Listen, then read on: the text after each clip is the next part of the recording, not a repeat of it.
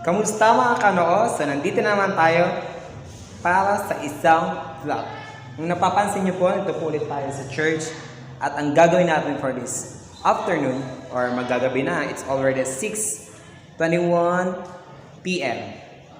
So ang gagawin natin ngayon ay magpe-prepare po tayo para sa ating gaganaping graduation ng DVBS para bukas.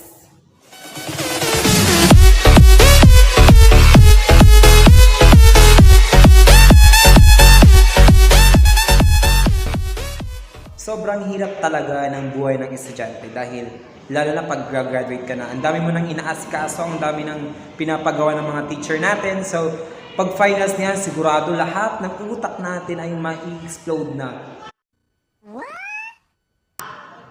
Tama ba ako? Mai-explode. Parang sasabog na dahil sa sobrang patong-patong ng iniisip natin. So, hindi na natin alam kung anong unahin natin, kagaya ng ganyan. So, yung time na yon nung Thursday, nag-fashion show po kami sa school. So, ang dami naming inayos doon, ang dami naming pinag-prepare. So, kailangan, bilang estudyante, kailangan mo din mag-effort sa lahat ng binibigay ng mga teachers natin dahil kailangan bigyan natin ng extra effort para masyado ay sobrang ma-appreciate ng mga teacher natin at syempre yung grades natin ay tataas. So, ganyan po tayo dapat lagi. Ganyan po lagi dapat ang iniisip natin. So, pag may pinagawa po sa atin, kailangan bigyan natin ng extra effort, extra time, bigyan natin ng creativity para mas humanga pa yung teacher natin sa mga pinagawa. May vlog akong ginawa during na nagpe-prepare po kami para sa aming fashion show pero sa kasamaang palad ay may nangyari. Hindi ko po alam na sira ata yung video or hindi siguro match sa cellphone ko kaya hindi ko na lang po tinuloy yung video editing na yun. So ito na lang po ang gagawin natin. Tara, mag-umpisa na po tayo sa ating paggawa ng decoration para sa ating DVBS graduation tomorrow. So kung napapansin niyo po, mag-isa lang po tayo ngayon dahil nag-volunteer na po ako na maagang pumunta dito. Siguro mamaya po sila darating para sa pagtulong para sa ating graduation. Ang gagawin po natin ngayon ay gagawa po tayo ng banderitas. Alam niyo po ba yung banderitas? Yung mga ganyan, mga ganyan. Yan. Yan po yung gagawin natin ngayon. Para medyo maging masaya naman yung mga bata pag nakita nila yung mga ganong bagay, di ba? Pag piyesta, di ba? Mukhang piyesta ang gagawin natin. Pag piyesta, marami tayong nakikitang banderitas ng mga nasa ating taas. Sa mga baryo. Ganun din sa mga bayan.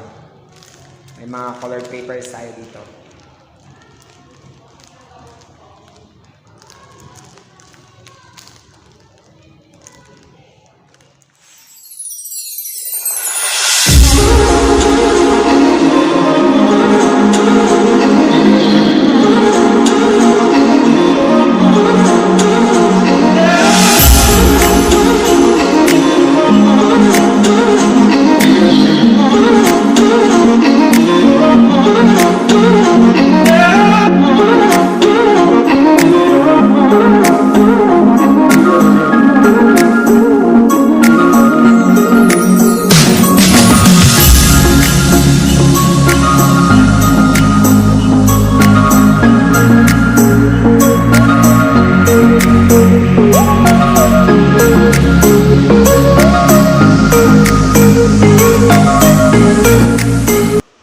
So, eto nga yung nangyari nung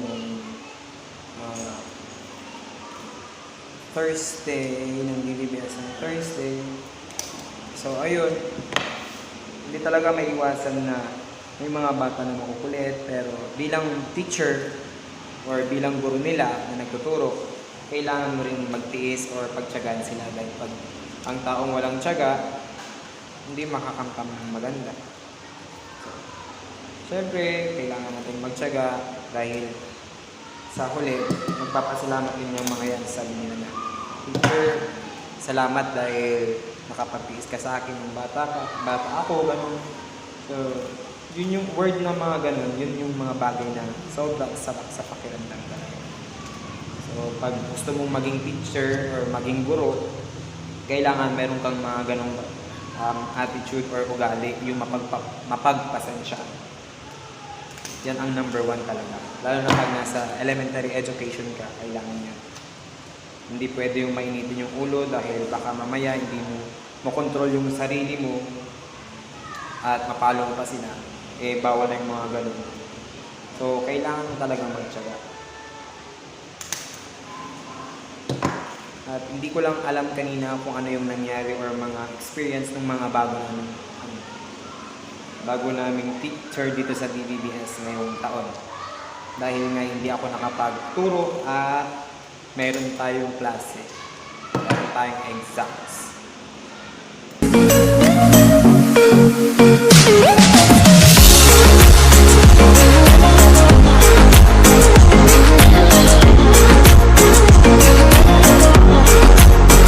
So ayan mga kanoo, tapos na po natin ang ating mga banderitas. Yan po, yung aking natapos sa gabi ito. At next pong gagawin natin ay magbibigit na po tayo sa mga taas-taas po niya. Tara!